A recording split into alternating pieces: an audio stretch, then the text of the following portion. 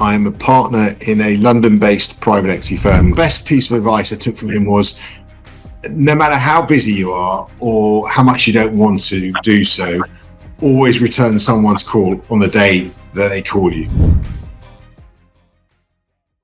Dan, good to see you. How are you? I'm very well, thank you. How are you?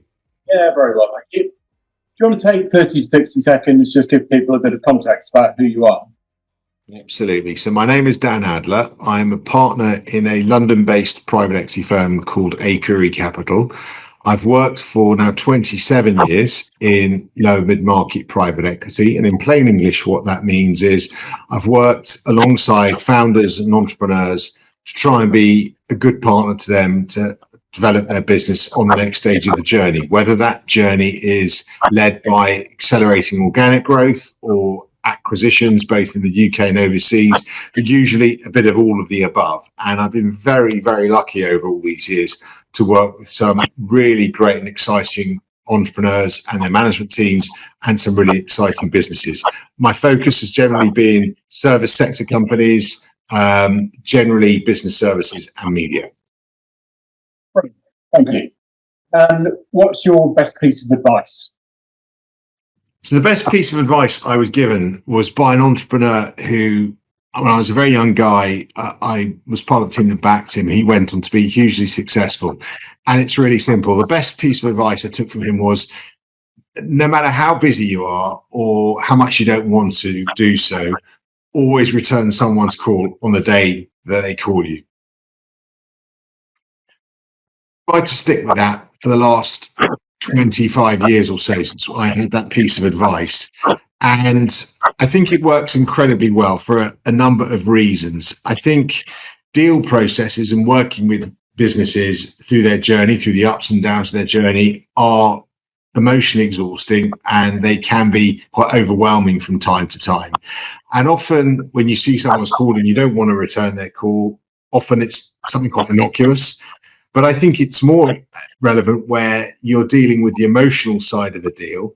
You're trying to understand something that's important to someone. And I think particularly we've become a generation where we are overly reliant on email, and tone doesn't come through an email. Sentiment doesn't come through an email. And it's important for us, as in my industry, as backers of people, to understand what's important to somebody and why is it important. And what's really important to one entrepreneur may not be important to another one. I think the other thing is, you think about your own mental health and capacity to deal with things. I think leaving issues to stew overnight or longer, they balloon in your head. They can disrupt your sleep. They can disrupt your thought patterns, and they often become bigger issues than they actually are. And actually solving issues earlier on, and actually if it is going to lead to a problem or identify a challenge, let's bring that to the fore now, because you never know, the more time you spend thinking about it, the greater ability you have to share that with people as well. I think fundamentally you just want to grasp the tough issues, and often these issues are not as bad as you think as well. And I think related to that, what I think is important to phone people is this reliance on email has also meant a very lazy use of the CC button.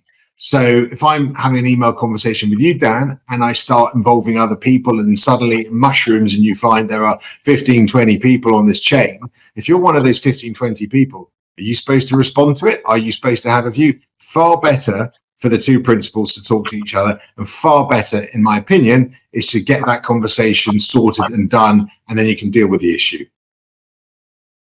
Yeah, I like that. Thanks. And if people want to get into contact with you, without trying to create a rod for your back, because you said that you like to call people back on the same day, what kind of contact would be welcomed and how would they go about doing that? Well, we live in this world where we are very easy to track down. So, LinkedIn is obviously the obvious tool where people can get a hold of you. But I will always, we don't give out business cards anymore, but I will always give people my phone number because, a quick text saying, hey, Dan, would you mind giving me a call on XYZ? I'm worried about it, or, I'm available tonight. Can you call me in the morning? I just think it's just that personal one-to-one communication I think is important. So I will always give out contact details and, always grasp the kind of, the guy wants to speak to me. It's important to him or her. Let's have that conversation. Right.